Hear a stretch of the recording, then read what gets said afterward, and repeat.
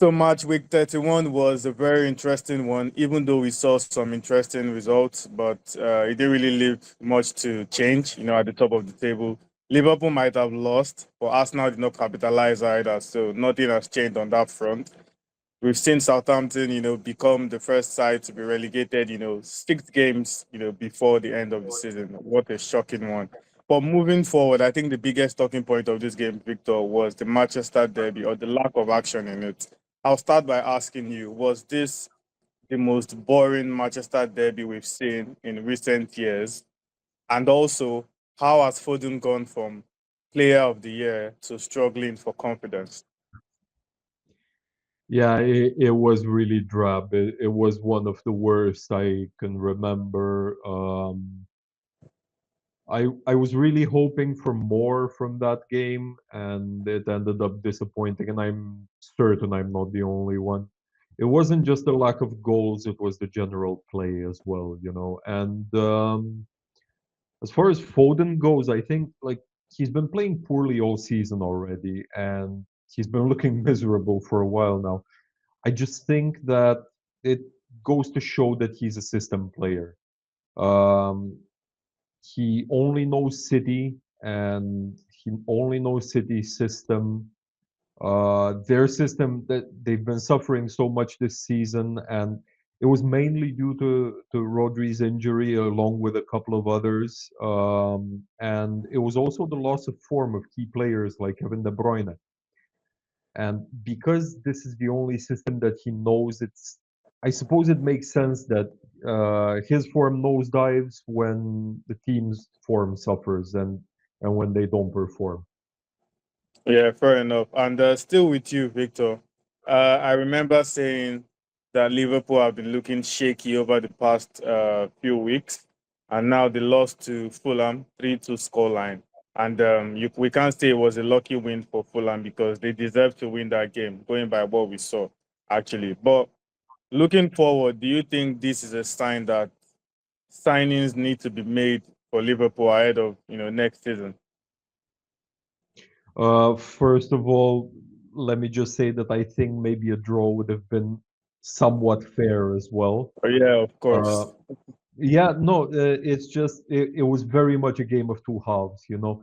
In the Yeah. first half, absolutely, there is no excuse for the way they performed before halftime.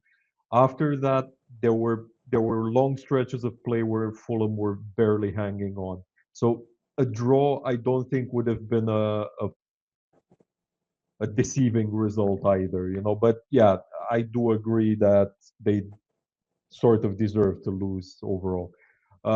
As for the signings, I mean, it's pretty obvious. Yeah, signings are needed, and the pieces are in place. And knowing how Liverpool operate in the transfer market, especially now back under Edwards, I think they have two or three moves already agreed, to be honest, and along with a couple of departures already set. I think a left back has already been sorted. I'm hoping it's Anthony Robinson from Fulham. That's my preferred target, and I'm not entirely buying into the whole fuzzy situation with the contracts of Salah and Van Dijk and Trent, especially Salah and Van Dijk. It's looking more and more likely that Van Dijk and Salah are staying. It's looking more and more likely that Alexander Arnold is leaving. Let's remember that things are done behind the scenes much earlier and the news trickles down to the media. Klopp knew that Sadio Mane was leaving a year in advance, a year before it happened. In terms of other departures, I think Kelleher is on his way out, especially with Mamardashvili coming in. Nunez will most likely be sold along with Endo probably, and they'll be Yeah. bringing in players. But and this is something that might sound weird now given the current context, but I'm having serious doubts about Liverpool challenging for the title next season. Yeah, fair enough. I think that's a very honest assessment. And over to you, Max. We saw Southampton break an unwanted piece of history. They became the earliest side to be relegated, in Premier League history.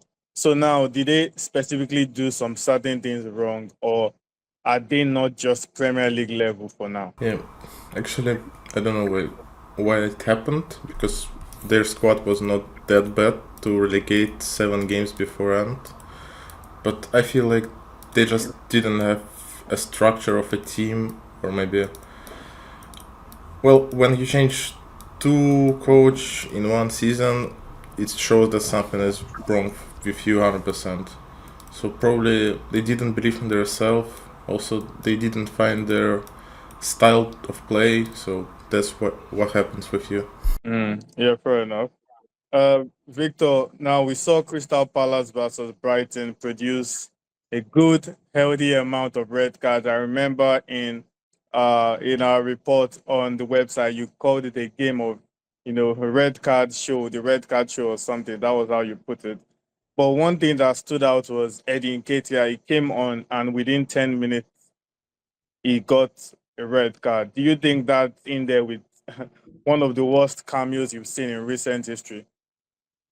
Yeah, probably. I mean, it was mental. Okay, to be sent off within 10 minutes is one thing. To be sent off within 10 minutes after coming on for two yellows, like you already have the first yellow, chill, calm down, get into the game, stay mentally in the game. This is unacceptable. This is not a 17-year-old who I don't know, like the coach just sends on because it's already 3-0 up and let's give the kid a debut. This is already an experienced player, and it's just unacceptable at this level. I think he wasn't much of a starter before this, but now him gaining Glasner's trust is going to be all the more difficult. Yeah, I agree. I agree with that. And over to you, Mark. The top four race just got very interesting. We saw Nottingham Forest lose. Chelsea and Brentford played out to a draw. United and City played out to a draw as well.